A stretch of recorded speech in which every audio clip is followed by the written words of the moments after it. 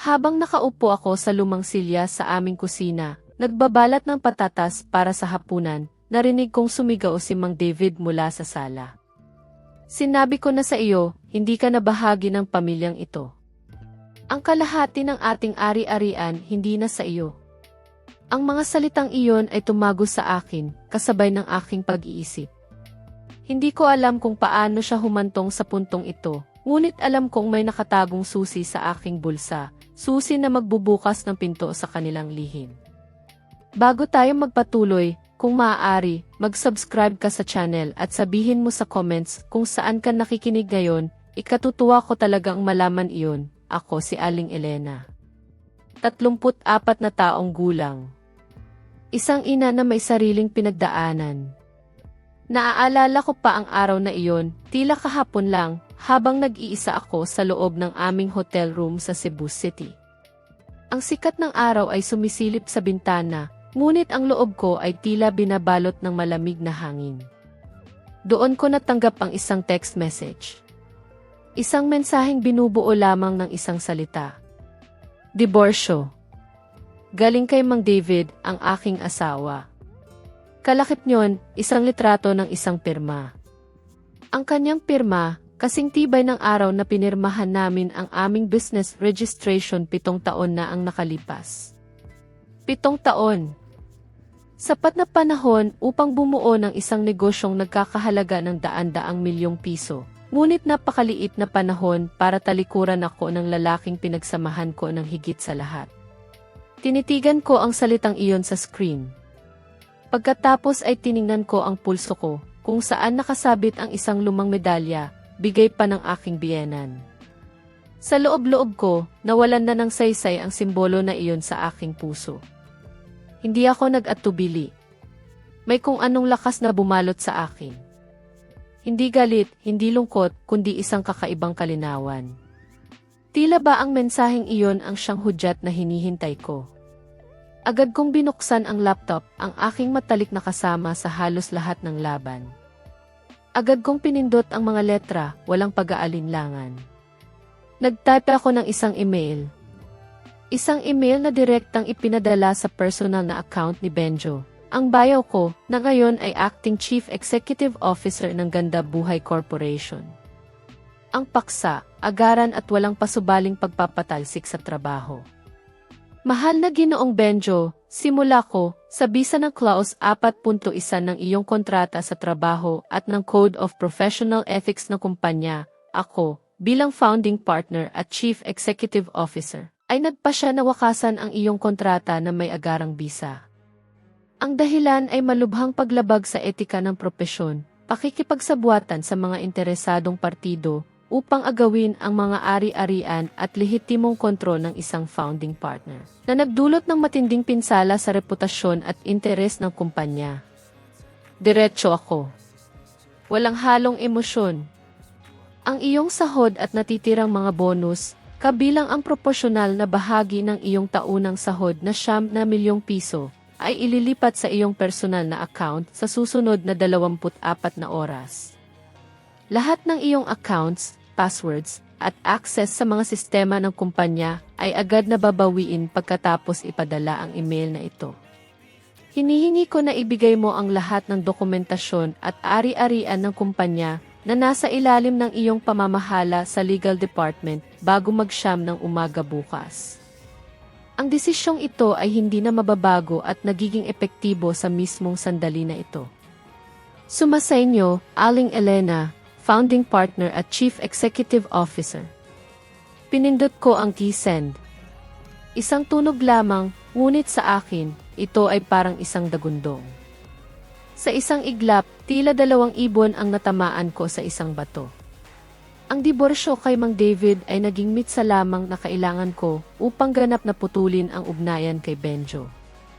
Matagal ko nang pinaghihirapan ang bawat sentimo at ang bawat desisyon sa kumpanyang iyon. Hindi pa natatapos ang minuto, ang aking telepono ay nagsimulang mag-vibrate ng walang tigil. Sa screen, ang pangalan ni Benjo. Hindi ko sinagot. Pagkatapos ay si Mang David. Hindi ko rin sinagot. Alam kong pareho silang nagliliyab sa galit. Siguro ay inasahan ni Mang David ang aking reaksyon sa diborsyo, ngunit ang agad kong pagpapatalsik kay Benjo sa mismong gabing iyon. Wala iyon sa kanyang kalkulasyon. Wala rin sa kalkulasyon ng kanyang ina. Kahit hating gabi na sa Manila, tinawagan ko ang aking personal na abogado, si Atty. Cynthia. Isang matalino at kalmadong babae na pinagkakatiwalaan ko. Atty. Cynthia, sabi ko, na-isend ko na ang notification ng pagpapaalis kay Benjo. Bago mag-siyam bukas ng umaga, kailangan kong ipasil mo ang kanyang opisina, ipakuha ang kanyang personal na gamit, at higit sa lahat, kumpiskahin ang kanyang laptop at anumang storage devices. 6 na buwan na akong nagtitipo ng ebidensya, ngunit kailangan kong siguraduhin na hindi niya mabubura ang bakas ng kanyang mga irregularidad o ang mga kaduda-dudang kontratang pinirmahan niya kamakailan. Sigurado akong susubukan niyang i-access ang sistema ngayong gabi. Ang boses ni Atty. Cynthia, na laging kalmado, ay sumagot ng 3 salita na puno ng otoridad, nagawa na.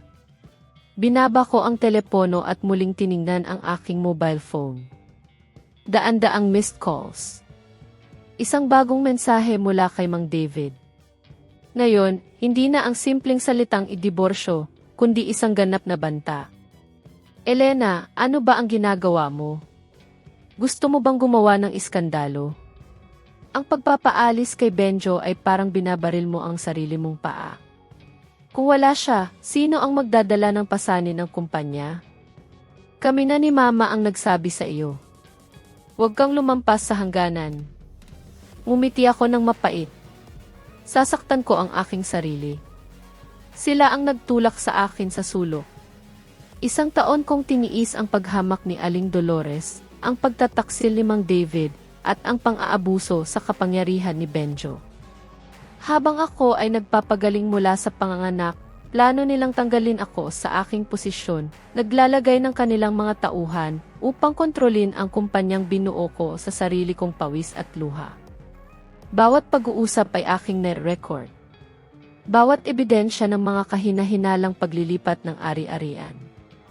Bawat email na ipinapadala ni Mang David kay Jenny. Sa loob ng 6 na buwan, ako ay naging isang anino lamang sa aking sariling kumpanya. Humingiti ako, nakikinig, tumatango, ngunit sa aking isip, muling inaayos ko ang mga basag na piraso. Ginagawa itong sandata, ang murang pabango sa kotse ang huling paalala na kailangan ko. Sumagot ako kay Mang David, walang bahid ng emosyon. Mang David, ang ginagawa ko ay sarili kong desisyon. Humingi ka ng diborsyo at tinatanggap ko. Tungkol kay Benjo, kumilos ako ayon sa mga tuntunin ng kumpanya. Alam mong bilang isang founder, may karapatan ako doon. Mas mabuti pang mag-focus ka sa ating kasunduan sa diborsyo at huwag nang manghimasok sa aking trabaho. At huwag mong kalimutan. Mayroon akong bagay na ayaw mong makita ng isang hukom. Alam kong ang pariralang bagay na ayaw mong makita ng isang hukom ay magpapanginig sa kanya. Hindi lamang ito tungkol sa 127 gabing pagtataksil na may dokumentadong resibo ng hotel, kundi pati na rin ang recording ng pag-uusap nila ni Aling Dolores kung paano nila pinlano na agawin ang aking mga share. Matagal ko nang inihanda ang aking sarili para sa labanang ito. Lumabas ako sa balkonahe ng hotel at lumanghap ng malalim sa malamig na hangin ng Cebu City. Ginawa mo ng tama, Aling Elena, sabi ko sa sarili. Kahit nasira ang kasal, ang iyong trabaho, ang iyong karera, at ang iyong anak ang pinakamahalaga. Tiningnan kong muli ang lumang medalya. Matagal nang nagkakabasag ang simbolo ng mga tali at lumang inaasahan sa loob ko. Oras na para tanggalin ito o kahit paano itago. Tinanggal ko ang clasp at inilagay ito sa aking lalagyan ng alahas. Doon, may naghihintay ng isang bagong singsing, isang simpleng diamante, elegante, ang singsing ng kalayaan at autonomiya. Bukas, lilipad ako pabalik sa Manila upang harapin ang diborsyo at muling magsimula. Nasa akin si Maya, nasa akin ang aking karanasan, at mayroon akong malaking kapital mula sa paglilinaw ng aking mga share. Hindi na ako natatakot. Isang kakaibang kapayapaan lamang ang aking nararamdaman. Ang pagtatapos na ito ay naging isang napakagandang simula. Kinabukasan, pagkabukas ng aking mga mata, ang telepono ay nag-vibrate ng mabilis. Ang screen ay nagpakita ng 79 na missed calls mula sa isang pamilyar na numero. Ang aking biyenan. Si Aling Dolores. Dinyal ko ang numero. Pasensya. Sino ito at ano ang inyong nais? Sa kabilang linya, isang segundong katahimikan at pagkatapos, ang boses ni Aling Dolores, si Aling Carmen sa kwento ng iba, ay sumabog sa galit. Elena, ano ba ang kahibangan na ito? Paano ka nangahas na paalisin si Benjo? Siya ang kanang kamay ni David. Gusto mo bang pabagsakin ang kumpanya? Humugot ako ng malalim na hininga, pinananatili ang isang kalmado, magalang, ngunit matatag na tono. Aling Dolores, pasensya na po, ngunit ang aking desisyon ay mahigpit na nakabatay sa mga tuntunin ng kumpanya. Ito ay desisyon sa negosyo, hindi isang usapin ng pamilya. Lalong tumalas ang kanyang boses, putol-putol dahil sa galit. Negosyo? Anong negosyo? Humingi na siya ng diborsyo. Hindi ka na bahagi ng pamilyang ito. Ang kumpanya ay kay David, sa aming pamilya. Hindi ka na iba kundi isang estranghera. Hindi sumakit ang puso ko. Nanlamig lang ito. Isang estranghera. Masyado ko nang narinig ang salitang iyon nitong mga nakaraang buwan. Sa lahat ng paggalang po, Aling Dolores, nanatili akong kalmado. Ang kumpanyang ito ay itinatag sa aking pawis, pagsisikap at pera, bukod pa sa kay Mang David. Hindi ko ito pinapabagsak. Pinoprotektahan ko ito. Pinoprotektahan ko ang mga ari-arian na binuo namin ni Mang David ng magkasama. Pagkatapos ay dumating ang emosyonal na pamblackmail, bagaman ang kanyang tono ay nanatiling mapanlaban. Naisip mo ba si Maya? Gusto mo bang lumaki ang iyong anak na walang ama? Malaki na ang isinuko ng iyong asawa. Ano pa ang gusto mo? Alam kong sinusubukan niyang gamitin si Maya upang takutin ako. Isang klasikong taktika sa mga pamilyang patriarkal. Aling Dolores, sagot ko, mas determinado ako kaysa kailanman. Ako ang bahala kay Maya at hindi ko hahayaang lumaki siya sa isang kapaligiran kung saan pinapababa ang tingin sa kanyang ina at sa gayon, sa kanya rin. Ang aking desisyon ay naipasa na at hindi ko ito babaguhin. Idinagdag ko ang isang huling pangungusap, sapat na malamig upang patayin ang kanyang huling pag-asa. Lilipad ako pabalik sa Manila upang ayusin ang mga usapin ng kumpanya at tapusin ang mga formalidad ng diborsyo. Nang hindi naghihintay ng sagot, ibinaba ko ang telepono. Hindi na ako ang idealistikong 27 taong gulang na naniniwala sa walang hanggang mga pangako. Ako si Aling Elena, 34, isang babaeng natikman ang pagtataksil, natuto lumaban at alam ang kanyang sariling halaga. Pagkatapos ng gabing ito, wala nang magdidikta sa aking buhay. Hindi si Mang David, hindi si Benjo, at lalong hindi siya. Tumingin ako sa labas ng bintana. Ang Cebu City ay natutulog. Kailangan ko ring magpahinga. Bukas ay isang napakahabang araw. Mabigat ang aking paghinga habang tinitingnan ko ang labas ng bintana. Ang simoy ng hangin sa Cebu City ay malamig, ngunit ang loob ko, tila may nag-aalab na apoy. Ang pagpapaalis kay Benjo at ang malamig kong sagot kay Aling Dolores ay tila isang balikat na inalis sa akin, ngunit mayroon pa ring anino na sumusunod. Ang anino ng halimuyak. Ang amoy ng murang pabango. Malinaw pa rin sa aking alaala, parang sariwang-sariwa, ang matamis at nakakatusok na amoy ng pabango ni Jenny, ang kalihim, na nakababad sa sasakyan ng kumpanya na ginamit ko para sa aking business trip patungong Cebu City. Hindi ito ang sariwang halimuyak ng sampagita o ng sariwang bulaklak na gusto ko. Hindi. Isa itong artipisyal at murang amoy na may kakayahang sumira ng napakaraming bagay. Dumikit ito sa akin sa buong biyahe pa uwi, isang paalala na hindi ko kayang takasan tungkol sa pagtataksil na unti-unting lumalatay sa aking buhay. Ito ang huling patak, ang huling kumpirmasyon bago dumating ang mensahe ni Mang David. Ang nag-iisang salita, diborsyo. Kasama ang larawan ng kanyang pinirmahang papeles. Ang kanyang pirma ay kasing desidido ng araw na pinirmahan namin ang aming business registration 7 taon na ang nakalipas. 7 taon. Sapat na panahon upang bumuo ng isang negosyong nagkakahalaga ng daan-daang milyong piso. Ngunit napakaliit na panahon para talikuran ako ng lalaking pinagsamahan ko ng higit sa lahat. Bumalik ako sa nakaraan, sa simula ng lahat. 7 taon na ang nakalipas, isa akong kilalang marketing expert. Nagtrabaho ako sa iba't ibang multinational companies at mayroon akong kahangahangang listahan ng mga kliyente. Ang aking naipong pera ay sapat na para makabili ng isang maliit na kondo sa Makati. Noon, si Mang David ay isang mid-level manager lamang, may ambisyon para sa negosyo, ngunit walang karanasan o sapat na kapital. Si Benjo, ang kanyang kapatid, ay kalalabas pa lang sa unibersidad, isang bata at pabigla-bigla na nangangarap yumaman agad. Naaalala ko pa ang hapong iyon nang kaming tatlo ay umupo sa isang lumang kapehan sa sentro ng Manila. Ipinakilala ko sa kanila ang aking ideya. Magtatag ng isang high-tech dermo-cosmetic company. Mang David, sabi ko, inilalatag ang isang detalyadong business plan sa mesa. Mag-aambag ako ng 40% ng kapital mula sa aking mga ipon, aking karanasan, at aking personal na brand. Ikaw naman, mag-aambag ka ng 50% ng kapital, at ikaw ang bahala sa legal na bahagi. Pagkatapos, tiningnan ko si Benjo. Ang natitirang 10% ay ibibigay mo kay Benjo upang siya ay maging committed sa proyekto. Tiningnan ako ni Mang David na may paghanga at tiwala. Tumango siya. CJ, ako ang bahala sa administrasyon, sa mga papeles, at sa paghahanap ng karagdagang pondo. Pagkatapos, bumaling ako kay Benjo.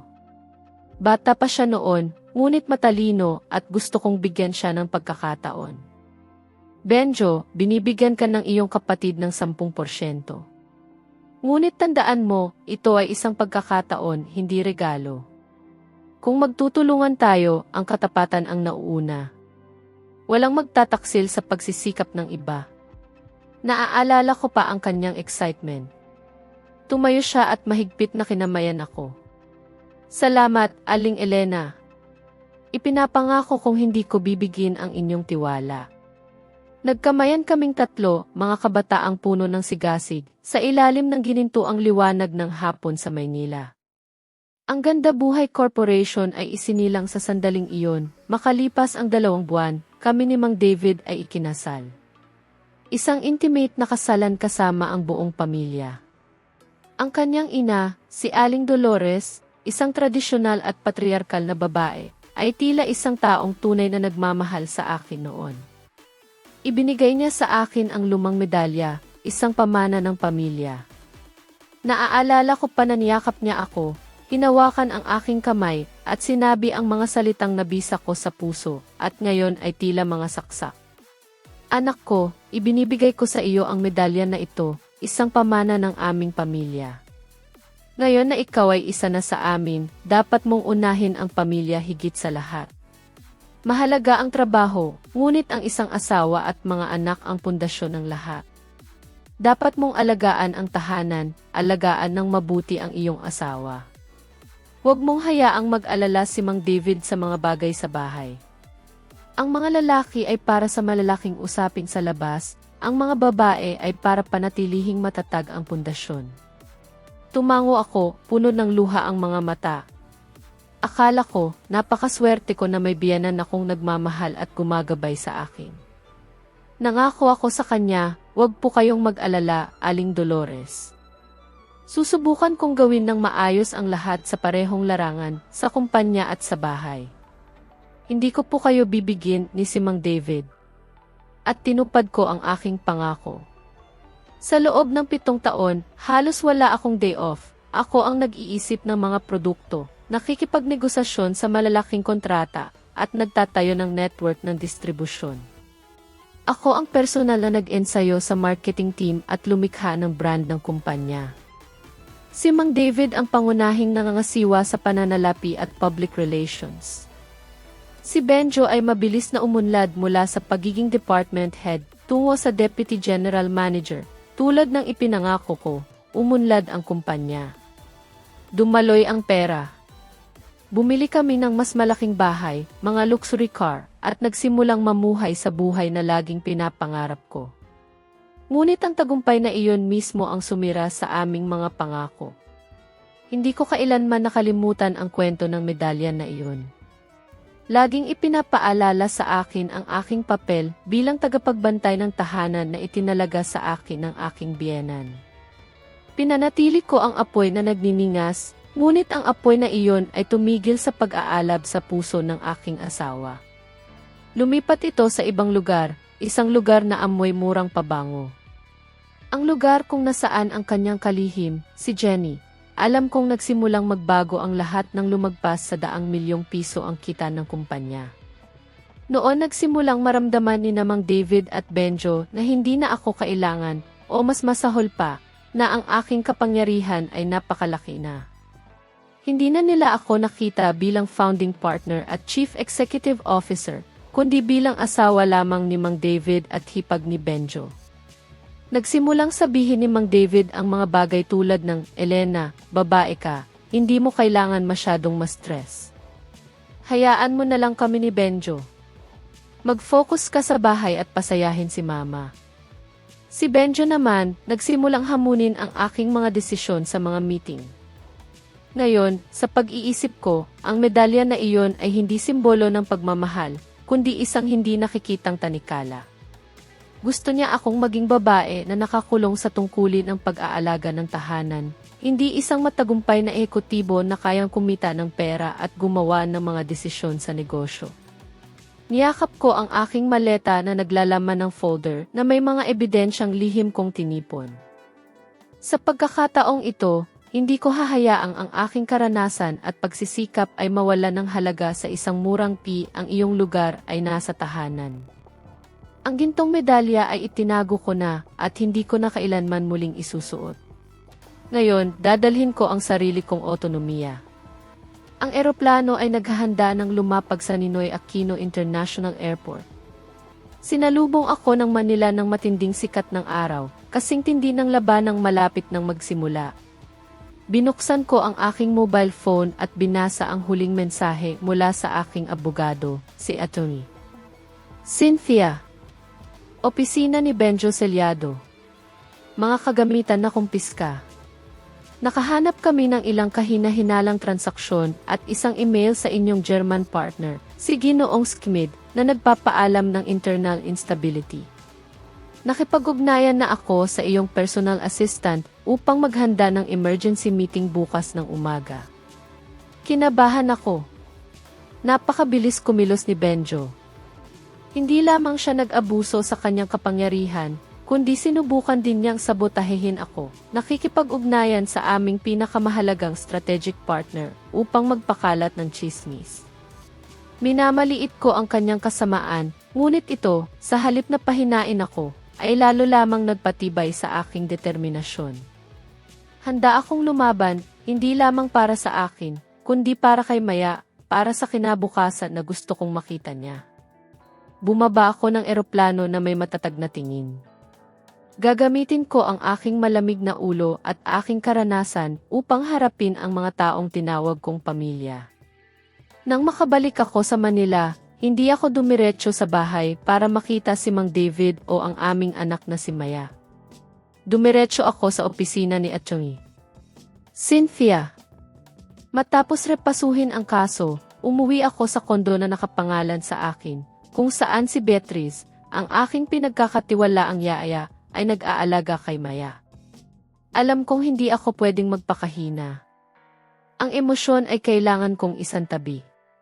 Nang gabing iyon, habang nag-iisa sa aking study room, sinubukan kong hanapin ang katahimikan para makapagtrabaho, ngunit ang mga alaala ay bumabagabag sa akin. Lalo na ang mga alaala ng mga unang sigalot kay Benjo, mga sigalot na pinagbigyan ko noon, at kalaunan ay binayaran ko ng napakamahal. Nangyari iyon halos 1.5 taon na ang nakalipas, nang magsimulang lumawak ang kumpanya patungo sa Northern Luzon. Sa panahong iyon, ako ang Chief Executive Officer at si Benjo naman ang Deputy General Manager na responsible sa sales. Nagkaroon kami ng isang mainit na meeting ng Board of Directors tungkol sa marketing budget para sa isang bagong produkto. Mga Ginoo at Ginang, paliwanag ko, upang ang bagong produktong ito ay makakuha ng 5% na market share sa isang taon, kailangan natin ng malaking pamumuhunan sa digital marketing at brand experiences. Nagmumungkahi ako ng isang budget na 60 milyong piso para sa kampanyang ito. Tumango si Mang David, ngunit agad na tumutol si Benjo. Aling Elena, sa palagay ko ay labis ang budget na iyan. 60 milyong piso ay napakalaking pera. Hindi ba pwedeng bawasan mo?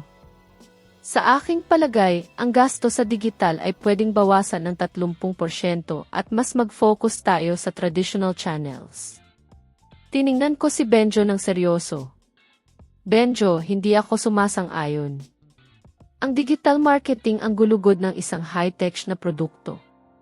Bukod pa rito, ang target market natin ay mga modernong kabataan. Gumagamit sila ng social media, hindi sila nagbabasa ng pahayagan. Hindi natin pwedeng bawasan ang gastos na ito kung gusto nating maabot ang mga layunin sa paglago. Naanalisa mo ba ng mabuti ang merkado?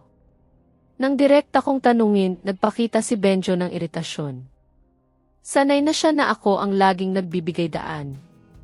Aling Elena, alam kong ikaw ang eksperto sa marketing, ngunit sa palagay ko ay sinasayang mo ang pera ng kumpanya. Iyon din ang iniisip ni Mang David. Hindi tayo isang multinational para itapon ang pera ng ganoon. Nang marinig ko siya, pakiramdam ko ay kumulo ang dugo ko. Ginawa ko ang lahat ng aking kaalaman upang buuin ang planong iyon, ngunit ang pinakamasakit sa akin ay ang saloobin ni Mang David. Ang aking asawa, ang Chief Financial Officer, ay nanatiling tahimik hanggang sa umubo siya at nagsabing, Elena, pag-isipan mo ulit. Bata pa si Benjo, ngunit tama siya sa ilang bahagi. Ang kumpanya ay para sa pamilya. Kailangan malinaw ang pera. Ikaw ay babae, napakahusay mo sa marketing, ngunit ang malalaking desisyon sa pananalapi, ipaubaya mo na lang sa amin ni Benjo. Kapatid ko siya, bahagi siya ng pamilya, hindi niya sasaktan ang kumpanya. Magbigay daan ka ng kaunti. Ibaba mo sa 48 milyong piso. Mukhang mas makatuwiran iyon. Nanahimik ang buong silid. Ang mga salita ni Mang David ay parang isang malamig na tubig na ibinuhos sa akin. Ginamit niya ang mga pariralang ibata pa si Benjo, kapatid ko siya, bahagi siya ng pamilya, at hiniling niya sa akin na magbigay daan dahil lamang ako ay babae at kanyang asawa. Humugot ako ng malalim na hininga, sinusubukang kumalma. Gusto kong tumayo at tumutol, sumigaw kay Mang David na ako rin ay bahagi ng pamilya, na ako ang founder, na ako ang nagmamay-ari ng 40% ng shares, at bilang Chief Executive Officer, ako ang responsable sa sales. Ngunit pagkatapos ay naaalala ko ang payo ni Aling Dolores, ang pamilya ang una. Natakot ako na kung gagawa ako ng eksena, ang sigalot sa pagitan namin bilang mag-asawa ay lalong lalala at makakaapekto sa negosyo. Sige, sagot ko, binababa ang boses at nilulunok ang pagkabigo. Kung naniniwala sina Mang David at Benjo na sapat na ang 48 milyong piso, aayusin ko ang plano. Ngunit babalaan ko kayo na kung hindi maabot ang mga layunin sa benta, hindi ko pananagutan ang pagbawas na ito. Ngumiti si Mang David, isang ngiti na ngayon ay tila napakapeke sa akin. Halika na, Elena, huwag kang magalit. Isang babaeng nagagalit sa trabaho. Gawin mo, nagtitiwala kami ni Benjo sa iyo. Nagtitiwala sila sa akin, ngunit sa loob lamang ng mga limitasyong itinakda nila. Gusto nila ang aking talento, ngunit sa ilalim ng kanilang kontrol at kanilang mga desisyon. Yaong sa mga lalaki ng pamilya. Sumuko ako. Ang kampanya sa marketing pagkatapos ay umabot lamang sa 80% ng orihinal na target. Tama ako, ngunit hindi ko ito napatunayan ng buo. Tinanggap ko ang katahimikan. Isinakripisyo ko ang aking profesionalismo upang mapanatili ang tinatawag na kapayapaan ng pamilya. Ngayon, sa pag-alala ko, nakikita ko na ang pagbibigay daan na iyon ang unang ladrilyo na ginamit nila upang itayo ang pader na naghihiwalay sa akin. Nakita nila na madali akong mapapasuko, na natatakot ako sa kaguluhan at sinamantala nila ito upang umusad. Pagkatapos nito, lalong lumakas ang loob ni Benjo. Nagsimula siyang gumawa ng mga desisyon tungkol sa distribusyon at mga kasosyo nang hindi kumukonsulta sa akin. Laging kumakampi si Mang David sa kanya, laging may dahilan na siya ay bahagi ng pamilya at ako ay dapat magbigay daan. Tinatanong ko sa aking sarili kung ano ako sa kanilang paningin. Isang makinang gumagawa ng pera na may napakatalinong utak para sa marketing, ngunit kailangan sumailalim sa kontrol ng mga lalaki. Uminom ako ng isang basong tubig ng mabilis. Oras na para wakasan ang sarili kong kahinaan. Dinokumento ko ang lahat ng maliliit na detalyeng ito, bawat meeting, bawat mensahe sa pagitan ni Mang David at Benjo.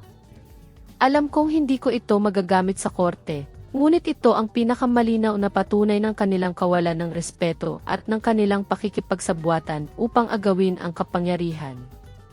Nang gabing iyon, gumawa ako ng isang desisyon. Nagpadala ako ng maikling mensahe kay Mang David na naghihintay sa akin sa kondo na pinagsamahan namin. Nandito na ako sa Manila. Nakausap ko na ang aking abogado. Maghihiwalay tayo ayon sa kasunduan na ipapadala ko sa iyo. Ang aking shares ay ililikida sa cash. Si Maya ay mananatili sa akin. Kung susubukan mong makipagnegosasyon o patagalin ito, ilalabas ko sa publiko ang lahat ng ebidensya ng iyong pagtataksil at ng mga kahina-hinalang paglilipat ng ari-arian. Pag-isipan mo ng mabuti. Pagkatapos ay nag-type ako ng isang email para sa aking pinagkakatiwalaang team, ang mga taong pinili ko upang sumama sa akin sa Davao City at bumuo ng Tala Maya Beauty. Paksa, plano ng pagsisimulang muli. Hello sa lahat! Bumalik na ako sa Manila at gumawa ng matatag na desisyon. Kailangan ko ng agarang video conference kasama kayong lahat bukas ng alas 8 ng umaga. Upang tapusin ang plano ng paglilipat at ang pagtatalaga ng mga gawain, magsisimula tayo muli. Nagtitiwala ako sa inyo at nagtitiwala ako sa aking sarili. Magkasama nating lilikha ng isang bagong kumpanya kung saan ang talento ang higit sa hierarchy at ang profesionalismo ay iginagalang ng walang kondisyon. Nang pindutin ko ang key send, nakaramdam ako ng malaking kaginhawaan. Natuklasan ko na ang pagtatapos sa isang pagkakamali ay mas malakas at nagpapalaya kaysa sa pagtatangkang panatilihin itong buhay. Pumasok ako sa kwarto ni Maya. Payapa siyang natutulog sa tabi ni Beatrice. Yumuko ako at hinalikan siya sa noo. Maya, aking mahal, pinili ni Mama ang isang bagong buhay para sa iyo. Isang buhay kung saan hindi ka na kailanman kailangang magbigay daan o matakot kaninuman. Lumaki kang malakas at malaya, anak ko. Ibinulong ko at tumayo. Ang aking lakas ay hindi na nagmumula sa mga pangako o sa isang gintong medalya, kundi sa pagmamahal para sa aking anak at sa aking sariling hangarin para sa otonomiya. Sinara ko ang pinto, inihanda ang aking sarili para sa mga susunod na kabanata ng aking buhay. Ang digmaan, alam ko, ay nagsisimula pa lamang. Sa mga sandaling iyon, ramdam ko na kung minsan, ang paghinto sa isang malaking pagkakamali ay mas nagpapalaya kaysa sa patuloy na pagsisikap na panatilihing buhay ito. Hindi ko alam kung may iba pa sa inyo ang nakaramdam ng ganito. Ang buhay, minsan, ay parang isang pelikula na lumilipas sa isip mo. Lalo na kapag nag-iisa ka sa gitna ng kadiliman. Naaalala ko pa ang gabing iyon, isang napakamagandang gabi sa labas, ngunit napakadilim sa loob ko. 3 taon na ang nakalipas noon, ipinagdiwang ng Ganda Buhay Corporation ang ika-4 nitong anibersaryo sa isang ingrandeng salu-salo sa isang marangyang hotel sa Manila. Suot ko ang isang kulay esmeraldang gown, nakasabit sa braso ni Mang David, ipinagmamalaki ang aming mga nakamit. Sa sandaling iyon, tila buo pa ang lahat, sa panlabas lang, nakikipag-usap ako sa isang mahalagang kasosyo nang ibulong ni Mang David sa aking tenga. Lalabas lang ako saglit. May kailangan na kong tawagan. Ikaw, manatili ka at mag-enjoy. Tumango ako, walang bahagyang pagdududa.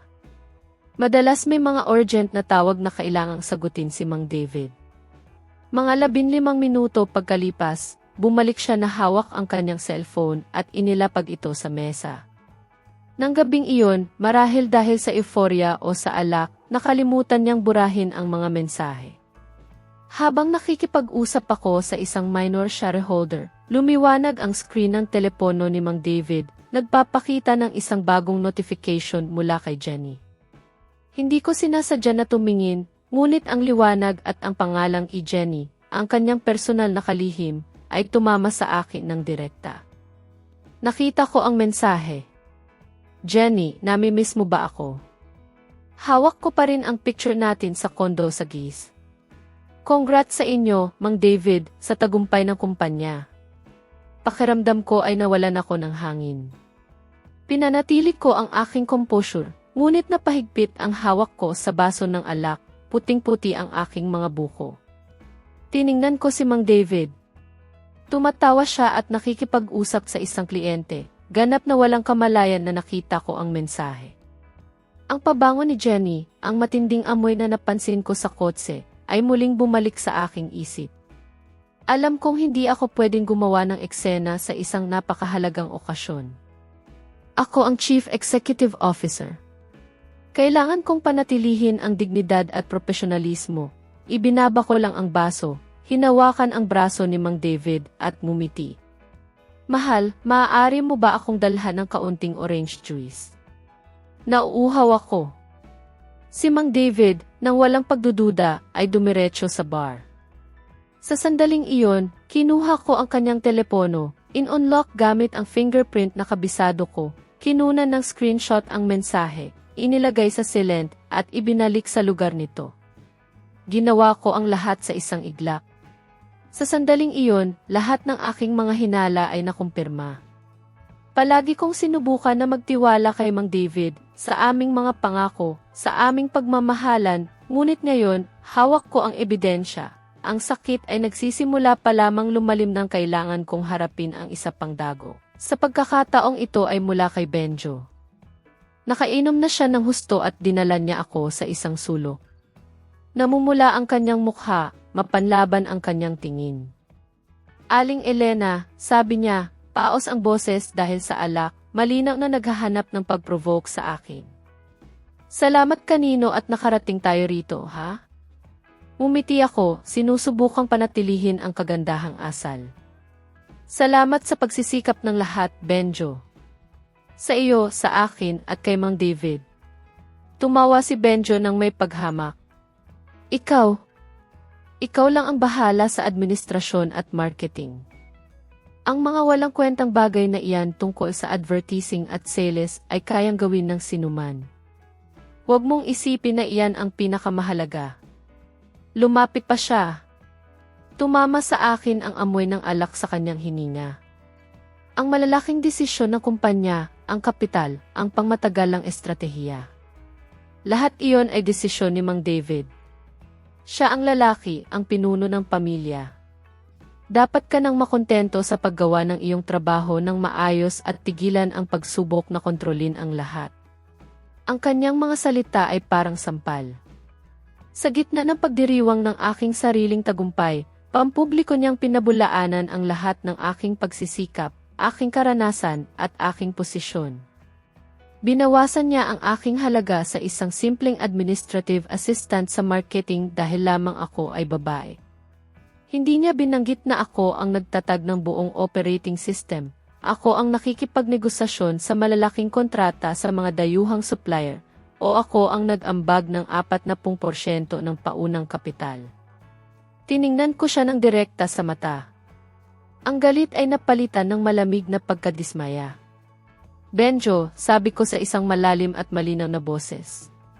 Alam kong lasing ka, ngunit huwag mong kalimutan na ako ang naglagay ng pundasyon ng kumpanyang ito at ako ang Chief Executive Officer.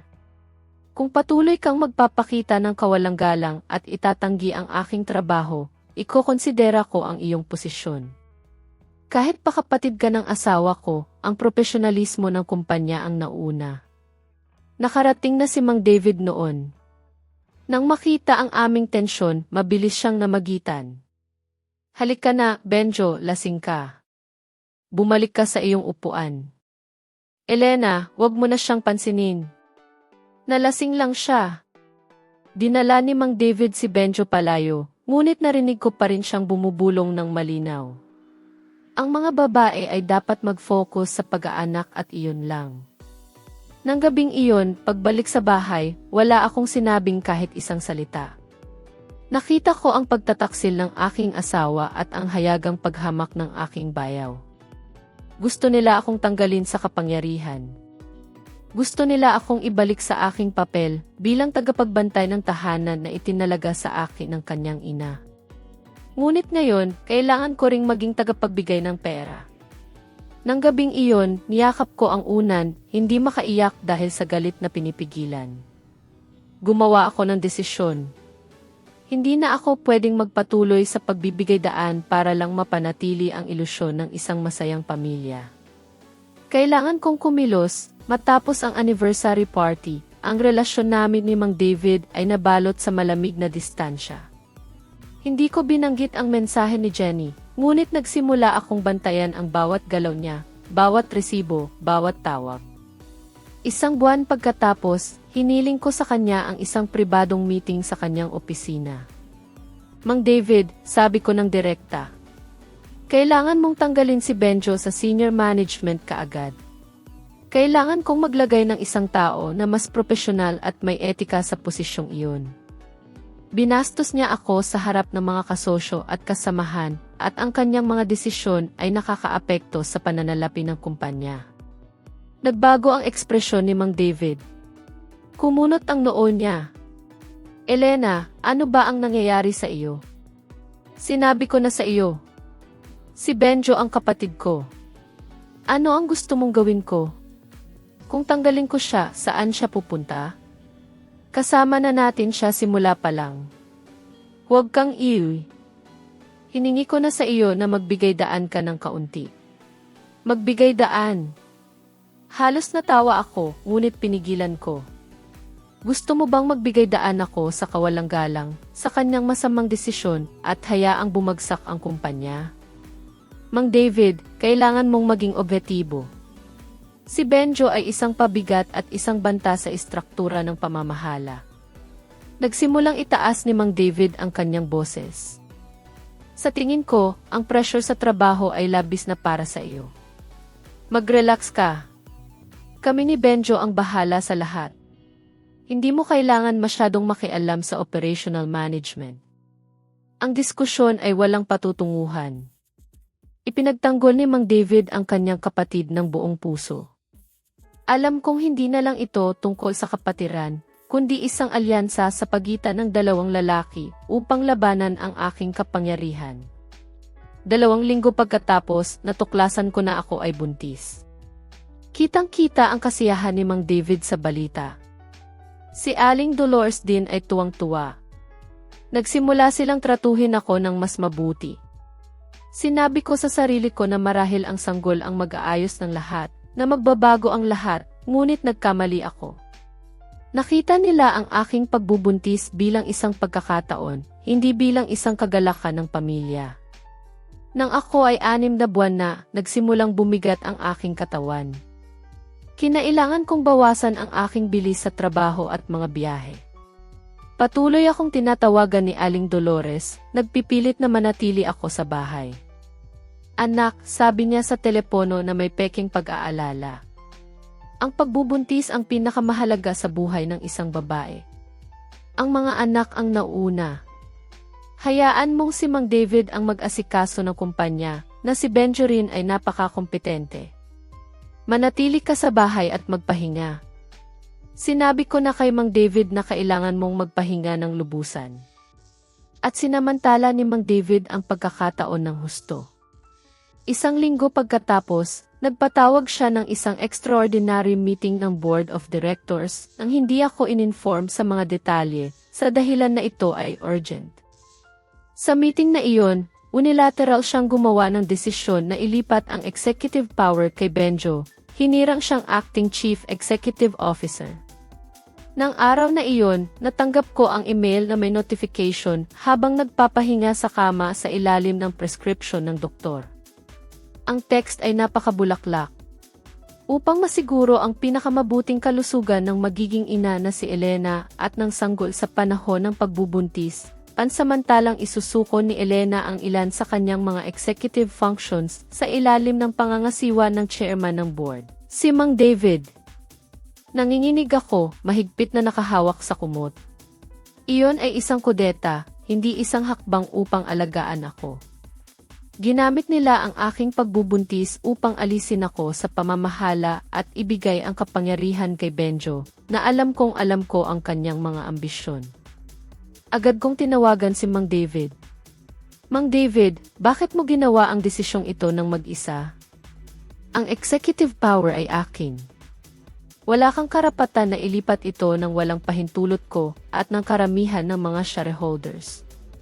Ang boses ni Mang David ay kalmado, halos nanlalamig. Elena, huwag kang gumawa ng iskandalo. Ito ay isang desisyon para sa ikabubuti ng pamilya at para sa iyong kalusugan. Nag-aalala na si Mama. Kailangan mong alagaan ang iyong sarili. Hayaan mong kami ni Benjo ang mag-asikaso ng trabaho. Bukod pa rito, bilang chairman ng board, may otoridad akong gumawa ng mga urgent na desisyon upang masiguro ang stability ng kumpanya. Stability. Tumawa ako ng mapait. O para kayo ni Benjo ay makontrol ang lahat at maitago ang inyong mga kalokohan. Mang David, ang ginawa mo ay lumalabag sa mga tuntunin ng kumpanya. Gumamit siya ng isang nakakapanatag ngunit otoritaryan na tono. Buntis ka. Huwag kang masyadong mag-isip. Sinabi ko na sa iyo. Ang mahahalagang bagay ay usapin ng mga lalaki. Mag-focus ka sa panganganak, pagkatapos ay babalik sa normal ang lahat. Gusto nilang paniwalaan ko na magiging tulad ng dati pagkatapos kong manganak. Ngunit alam kong kapag nabuksan ang isang pinto, napakahirap sarhan nito. Sa kapangyarihan na nasa kanilang mga kamay, hinding-hindi ibabalik ito ni Benjo ng madali. Mula ng araw na iyon, naging Chief Executive Officer ako sa pangalan lamang. Lahat ng mahahalagang email ay ipinapadala kay Benjo at Mang David. Ako ay nakakatanggap lamang ng kopya. Hindi ako iniimbitahan sa mga pangunahing meeting. Ikinulong nila ako sa aking sariling bahay, sa kumpanyang binuo ko sa aking pera at pagsisikap. Naging isang reynang inilagay lang sa pwesto, binabantayan at kinokontrol ng mga taong dati kong pinagkatiwalaan ng lubusan. Gayunpaman, hindi nila alam na kahit ako ay nakakulong, mayroon pa rin akong sariling mga mata at tenga. Nagsimula akong makipag-ugnayan sa mga dating kasamahan at pinagkakatiwalaang kalihim. Nagsimula akong magtipo ng ebidensya ng lahat. Inihahanda ang aking sarili para sa araw ng aking pagbabalik. Ang huling 3 buwan ng aking pagbubuntis ay naranasan ko ng tahimik at alerto. Natuto ako ng isang napakahirap na aral. Huwag mong hayaang bulagin ng tiwala sa pamilya ang iyong paghusga sa negosyo. Sa mga sandaling iyon, ramdam ko na kung minsan, ang paghinto sa isang malaking pagkakamali ay mas nagpapalaya kaysa sa patuloy na pagsisikap na panatilihing buhay ito. Hindi ko alam kung may iba pa sa inyo ang nakaramdam ng ganito. Nang maramdaman ko ang pagdaloy ng buhay sa aking sinapupunan, isang kakaibang pag-asa ang bumalot sa akin. Nang matuklasan kong ako ay nagdadalang tao, kitang-kita ang kasiyahan ni Mang David. Si Aling Dolores din ay tuwang-tuwa. Nagsimula silang tratuhin ako ng mas mabuti, na parang isang baso ng pinong alak na kailangan ingatan. Sinabi ko sa sarili ko na marahil ang sanggol na ito ang mag-aayos ng lahat, na magbabago ang lahat. Ngunit nagkamali ako. Sa kanilang paningin, ang aking pagbubuntis ay isang pagkakataon, hindi isang kagalakan ng pamilya, nang ako ay nasa ika-6 na buwan na, nagsimulang bumigat ang aking katawan. Kinailangan kong bawasan ang aking bilis sa trabaho at ang aking mga biyahe, lalo na ang malalayong lakbay. Patuloy akong tinatawagan ni Aling Dolores, nagpipilit na manatili ako sa bahay.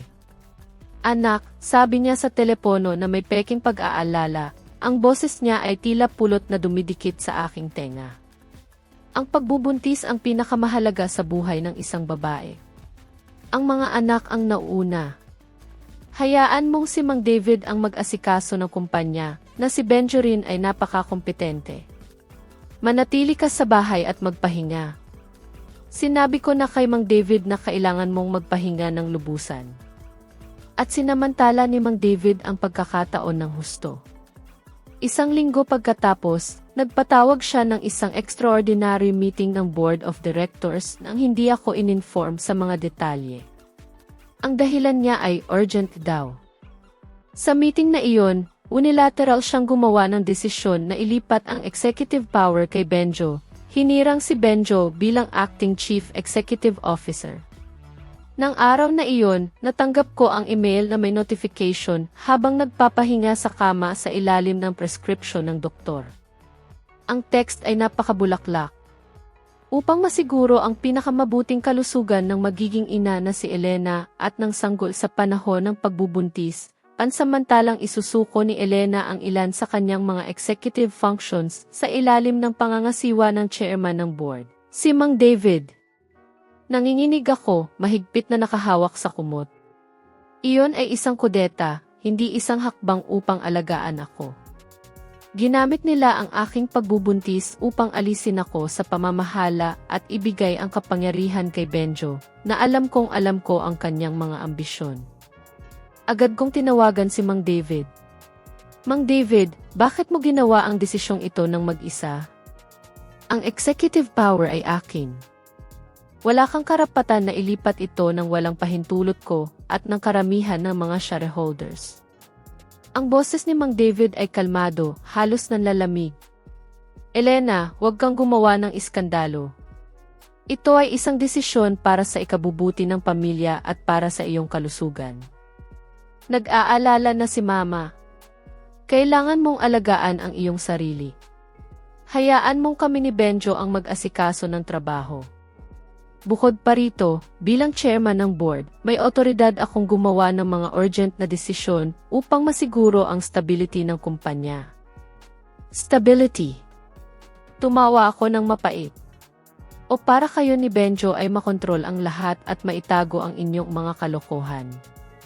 Mang David, ang ginawa mo ay lumalabag sa mga tuntunin ng kumpanya. Gumamit siya ng isang nakakapanatag ngunit otoritarya na tono. Buntis ka. Huwag kang masyadong mag-isip. Sinabi ko na sa iyo. Ang mahahalagang bagay ay usapin ng mga lalaki. Mag-focus ka sa panganganak, pagkatapos ay babalik sa normal ang lahat. Gusto nilang paniwalaan ko na magiging tulad ng dati pagkatapos kong manganak. Ngunit alam kong kapag nabuksan ang isang pinto, napakahirap sarhan nito. Sa kapangyarihan na nasa kanilang mga kamay, hinding-hindi ibabalik ito ni Benjo ng madali. Mula ng araw na iyon, naging Chief Executive Officer ako sa pangalan lamang. Lahat ng mahahalagang email ay ipinapadala kay Benjo at Mang David. Ako ay nakakatanggap lamang ng kopya. Hindi ako iniimbitahan sa mga pangunahing meeting. Ikinulong nila ako sa aking sariling bahay, sa kumpanyang binuo ko sa aking pera at pagsisikap. Naging isang reynang inilagay lang sa pwesto, binabantayan at kinokontrol ng mga taong dati kong pinagkatiwalaan ng lubusan. Gayunpaman, hindi nila alam na kahit ako ay nakakulong, mayroon pa rin akong sariling mga mata at tenga. Nagsimula akong makipag-ugnayan sa mga dating kasamahan at pinagkakatiwalaang kalihim. Nagsimula akong magtipo ng ebidensya ng lahat, inihahanda ang aking sarili para sa araw ng aking pagbabalik. Ang huling 3 buwan ng aking pagbubuntis ay naranasan ko ng tahimik at alerto. Natuto ako ng isang napakahirap na aral. Huwag mong hayaang bulagin ng tiwala sa pamilya ang iyong paghusga sa negosyo. 10 buwan na ang nakalipas, isinilang ko ang isang malusog at napakagandang sanggol na babae. Pinangalanan ko siyang Maya. Si Maya ang nagdala sa akin ng napakalaking ginhawa sa mga panahong iyon na puno ng paghihirap. Si Mang David, bagaman masaya, ay hindi maitago ang bahagyang pagkadismaya sa kanyang mukha. Gusto niya ng isang anak na lalaki. Si Aling Dolores, sa kabilang banda, ay hindi talaga nagtago ng kanyang pagkadismaya. Dumalaw siya sa akin sa ospital. Tiningnan niya si Maya na natutulog sa inkubator at bumuntong hininga ng malalim. Naku po, sabi niya, iling-iling. Isa pang babae. Kailangan ni David ng lalaking magpapatuloy ng apelyido. Kailangan mo pang magkaanak ng isa pa. Sa susunod na taon, lalaki. Sinabi niya iyon sa harap ko nang hindi iniisip ang aking damdamin pagkatapos ng isang mahirap na panganganak. Hindi niya inalala ang aking kalusugan, tanging ang kanyang linya ng lahi at ang apo na labis niyang pinipangarap. Kahit pagod na pagod ako, sinubukan kong sumagot ng may paggalang. Aling Dolores, kapapanganak ko lang. Ang tungkol sa pagkakaroon ng mas maraming anak ay titingnan pa. Ang mahalaga ay malusog si Maya. Hindi niya ako pinakinggan. Paano namang titingnan pa? Hindi ka na bata. Subukan mo agad.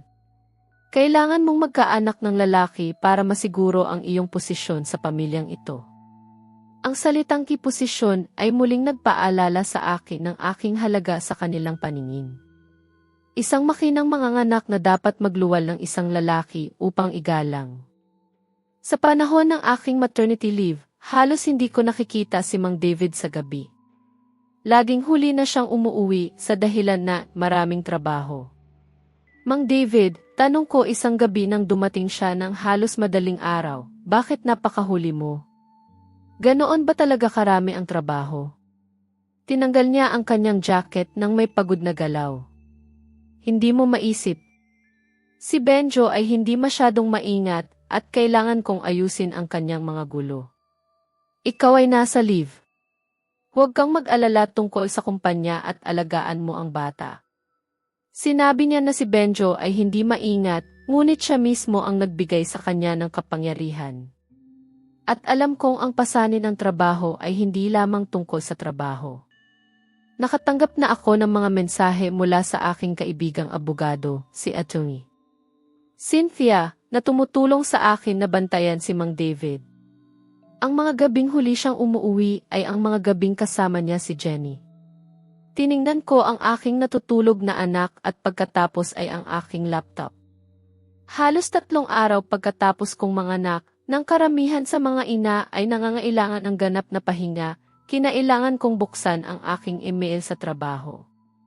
Hindi dahil sa pagka-adik sa trabaho, kundi dahil alam kong sinasamantala nila ang aking kawalan. Natuklasan ko ang isang serye ng mga email mula kay Mang David kay Benjo tungkol sa pagpapalit ng mga tauhan na pinagkakatiwalaan ko ng kanilang mga kamag-anak. Agad kong tinawagan si Mang David. Mang David, bakit mo pinalitan ang mga executive personnel nang hindi kumukonsulta sa akin? Pinatalsik mo si Maria mula sa legal department na kasama na natin simula pa lang. Hindi mo man lang sinabi sa akin. Si Mang David ay nasa opisina. Ang boses niya ay irritable. Elena, itigil mo na. Sinabi ko na sa iyo na nasa leave ka.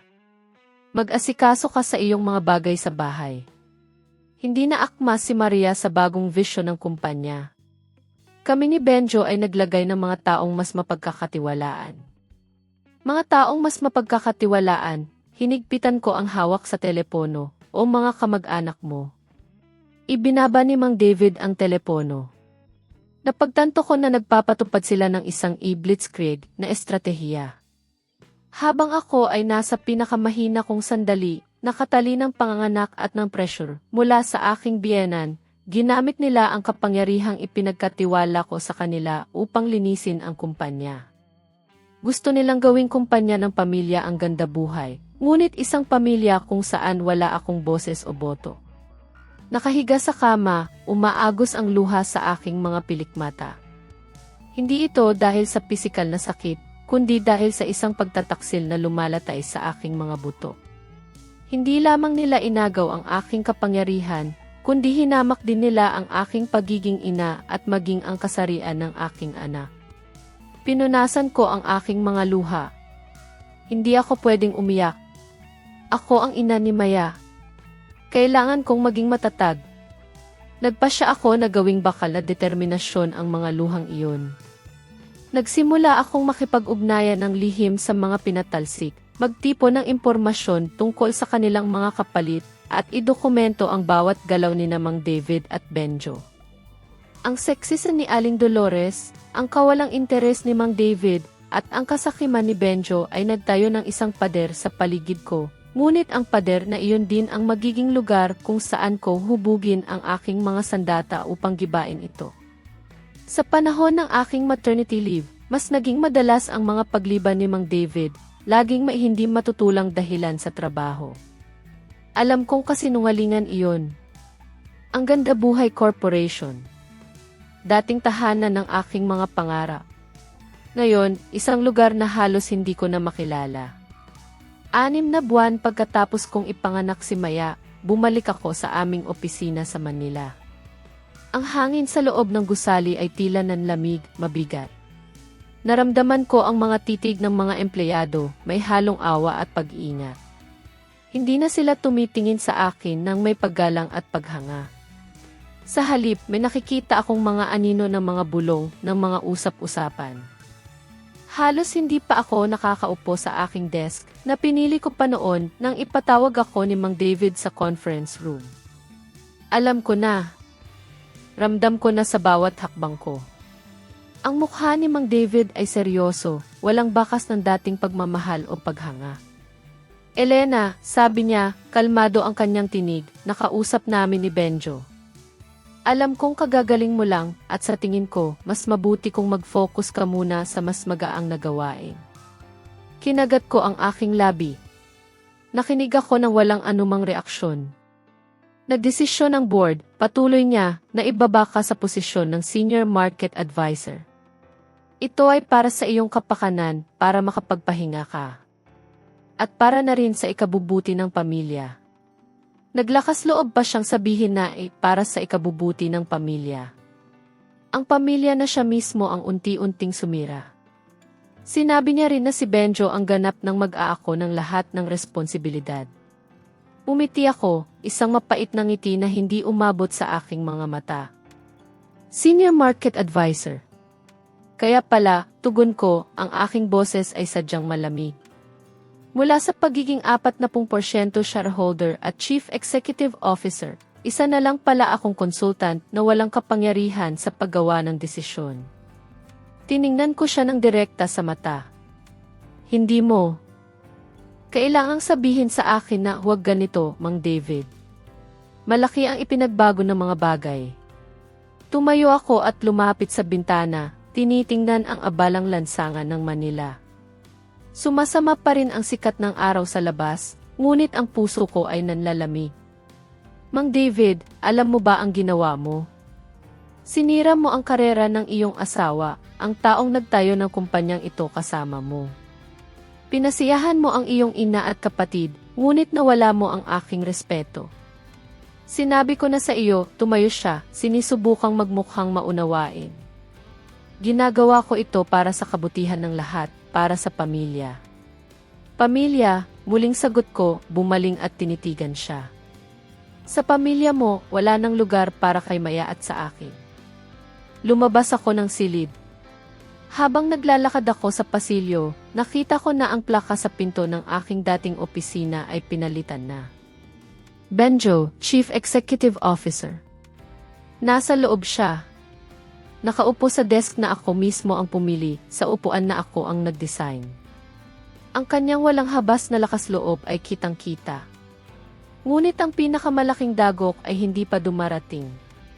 Diretso ako sa opisina ni Atty. Cynthia. Inabot niya sa akin ang isang confidential na dokumento. Aling Elena, sabi niya, ang kanyang mukha ay nagpapakita ng empatya at profesionalismo. Ito ang bagong istruktura ng shares. Sinuri ko ang mga record ng paglilipat. Tulad ng iyong kinakatakutan, lihim na inilipat ni Mang David ang kabuuang 25% ng kanyang shares kay Benjo. Nanlamig ang aking buong katawan. Hindi ako makapagsalita. Ganoon nga, paliwanag ni Atty. Cynthia ng detalyado. Napanatili mo ang iyong 40%. Si Mang David ay natira lamang sa 25% at si Benjo ay umakyat sa 35%.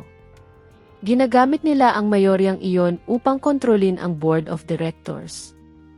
Noon ko naintindihan ang buong konspirasyon. Hindi lamang nila gusto ang executive power, kundi balak din nilang gawin akong isang pasibong shareholder na tatanggap lang ng dibidendo at mananahimik, walang boses o boto sa sarili kong kumpanya. Hindi na ako naging miyembro ng pamilya. Hindi na rin ako magiging tunay na bahagi ng negosyo. Atty. Cynthia, sabi ko, ang aking boses ay kalmado, ngunit may namumuong bagyo sa loob ko. Ang petisyon para sa diborsyo. Ihain na natin ngayon. Tumango si Atty. Cynthia. Ang kanyang mukha ay nagpapakita ng pag-unawa at profesionalismo. Aling Elena, handa na ang lahat. Alam kong nagtipon ka ng ebidensya ng pagtataksil at mga recording. Gagamitin natin iyon upang pilitin si Mang David na tanggapin ang iyong mga kondisyon tungkol sa kustodya at sa paglilinaw ng shares. Hindi natin pwedeng hayaan na patuloy nilang bawasan ang iyong ari-arian.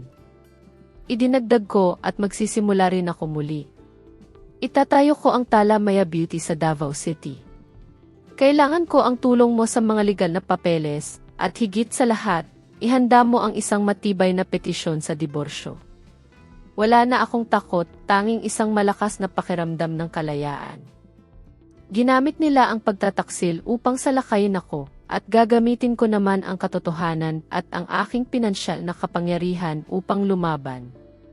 Nagsimula akong tawagan ang mga pangunahing tauhan na pinagkakatiwalaan ko, yaong mga pinatalsik ni Mang David at Benjo sa panahon ng aking leave. Nag-alok ako sa kanila ng isang pagkakataon. Bumuo tayo ng isang bagong bagay mula sa simula, isang lugar kung saan ang profesionalismo ay iginagalang. Nakipag-ugnayan din ako kay Ginoong Schmid, ang aming mahalagang German partner, kung kanino ako laging may mahusay na profesional na relasyon. Kailangan kong ipaalam sa kanya ang internal instability ng ganda buhay bago pa makapagkalat si Benjo ng kanyang mga kasinungalingan. Mang David, Benjo, pinili ninyo ang digmaan. Well, lalaban ako, ngunit sa isang malinis at profesional na paraan, sabi ko sa aking sarili.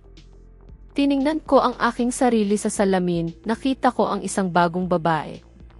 Hindi na ako ang masunuring manugang na may gintong medalya, kundi isang mandirigma na may apoy sa mga mata at isang detalyadong plano sa isip. Handa na ako para sa bukas na labanan. Isang linggo matapos kong formal na ihain ang petisyon sa diborsyo sa korte, tinawagan ko si Mang David para magkita ng pribado. Pinili ko ang isang tahimik na kapehan sa isang sulok ng Manila, isang lugar na bihira naming puntahan. Dumating ako ng mas maaga at umupo sa isang malayo na mesa, dala ang aking itim na maleta na naglalaman ng lahat ng ebidensyang tinipon ko sa loob ng isang taon. Nang pumasok si Mang David, tila siya tensyonado at pagod. Ang kanyang mukha ay nawalan na ng dating kayabangan na laging nakikita ko sa kanya. Umupo siya, sinisubukang panatilihin ang isang nagpapagaan na tono. Elena, para saan ba ang pagtawag mo sa akin? Dapat mong bawiin ang kaso. Sinabi ko na sa iyo na ako ang bahala sa iyo at sa bata. Umuwi ka na. Ibabalik ko ang iyong posisyon. Hindi mo kailangan magtayo ng bagong kumpanya sa Davao City. Tiningnan ko siya ng direkta sa mata, walang bahid ng pag-aalinlangan. Mang David, naniniwala ka ba talaga na maniniwala pa ako sa iyong mga pangako? Ang ating diborsyo ay isang katotohanan. Ang tanong lang ay kung gusto mong maging tahimik ito o kung gusto mong malaman ng buong syudad ang tunay mong pagkatao. Kumunot ang noo niya. Ano ang ibig mong sabihin? Sinabi ko na sa iyo na nagkamali ako. Humihingi ako ng tawad. Ang iyong tawad ay wala ng halaga, Mang David, sabi ko, idinudulot ang itim na maleta sa kanya. Dito sa loob, may sapat na ebidensya upang tapusin ang iyong karera at ang iyong karangalan.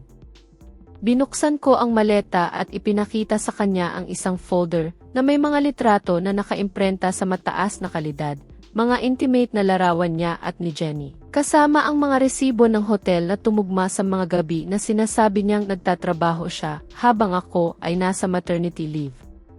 Tingnan mo, tuyo kong sabi, 127 gabi. Walang kulang. At hindi lang ako mailitrato, mayroon din akong mga mensahe, email at ang testimonya ng staff ng hotel. Kung iharap ko ito sa hukom, alam mo kung ano ang mangyayari. Mawawalan ka ng anumang karapatan sa kustodya, at ang Ganda Buhay Corporation ay dadaan sa isang matinding krisis sa reputasyon. Ang ating mga kliyente, lalo na ang mga kababaihan, ay tatalikod sa brand na labis mong pinagsisikapang kontrolin. Namutla si Mang David.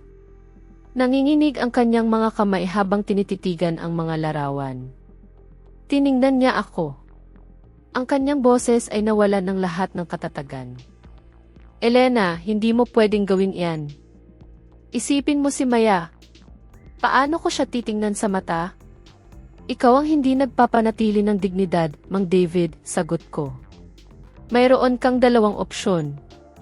Ang una, bawiin mo agad ang iyong demanda para sa kustodya at ang iyong hiling na bawasan ang suporta sa bata. Tanggapin mo ang aking orihinal na kasunduan sa diborsyo. Mananatili si Maya sa akin na may eksklusibong kustodya. Ang aking 40% ng shares ay ililikida sa cash sa loob ng 1 buwan at ang bahay ay sa akin. Hindi ko pwedeng tanggapin yan. Ang bahay ay isang community property, bulong niya. Inilagay ko ang isang maliit na recorder sa mesa. Kung gayon, pinipili mo ang ikalawang opsyon, sabi ko, binibigyang diin ang bawat salita. Ilalabas ko sa publiko hindi lamang ang mga ebidensya ng iyong pagtataksil, kundi pati na rin ang recording ng pag-uusap ninyo ng iyong ina, kung saan pinaplano ninyo kung paano agawin ang aking shares sa pagsasamantala sa aking pagbubuntis.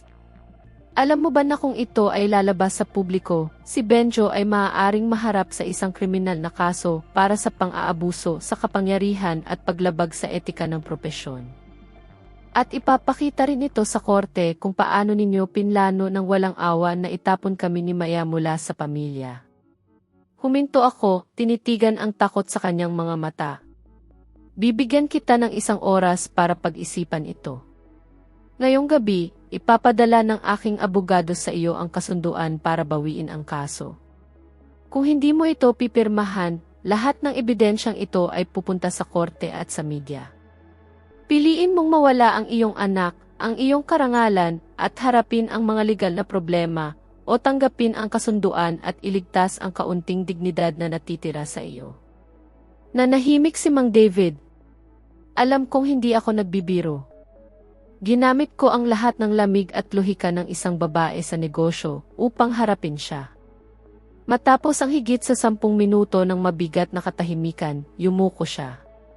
Sige, Elena.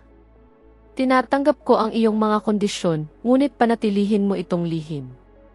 Huwag mo itong ilabas sa publiko. Huwag mong saktan si Benjo. Kapatid ko siya. Hindi ko sasaktan si Benjo maliban kung susubukan niyang sabotahehin ako, sagot ko. Ang layunin ko ay magdiborsyo at magsimula ng aking kumpanya. Ang iyo ay bawiin ang kaso at pirmahan ang kasunduan. At huwag mong kalimutan na mula ngayon, anumang bagay na may kinalaman kay Maya ay kailangan mong konsultahin sa akin. Tumayo ako at kinuha ang maleta. Napanalunan ko ang pinakamahalagang legal na labanan nang hindi na kinailangan pumunta sa korte. Matapos mapilitan si Mang David na bawiin ang kanyang kaso at tanggapin ang aking kasunduan, mabilis na umusad ang mga legal na papeles.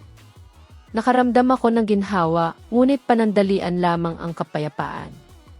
Tulad ng binalaan ni Atty. Cynthia, hindi na nahimik si Benjo. Inihahanda ko ang aking paglipad patungong Frankfurt upang makipagkita sa aking pinakamahalagang strategic partner, si Ginoong Schmid, nang makatanggap ako ng masamang balita mula sa isang dating kasamahan. Elena, tawag sa akin ni Susan sa telepono, ang aking dating kalihim, na ngayon ay Head of Planning sa Tala Maya Beauty. Nakarating sa akin ang kumpidensyal na impormasyon mula sa Gandabuhay. Nakipag-ugnayan si Benjo ng direkta sa kumpanya ni Ginoong Schmid sa Germany. Nagpadala siya ng email na nagsasabing ang Tala Maya ay may malubhang problema sa pagpopondo, na ang aming team ay unstable dahil binubuo ito ng mga pinatalsik na tao, at ang pinakamalala, na ikaw ay nahaharap sa mga legal na problema dahil sa mga alitan sa ari-arian. Hinigpitan ko ang hawak sa telepono. Ano pa ang sinabi niya? Ipinangako niya sa kanila ang 10% diskwento sa dating kontrata kung magre-renew sila sa Gandabuhay.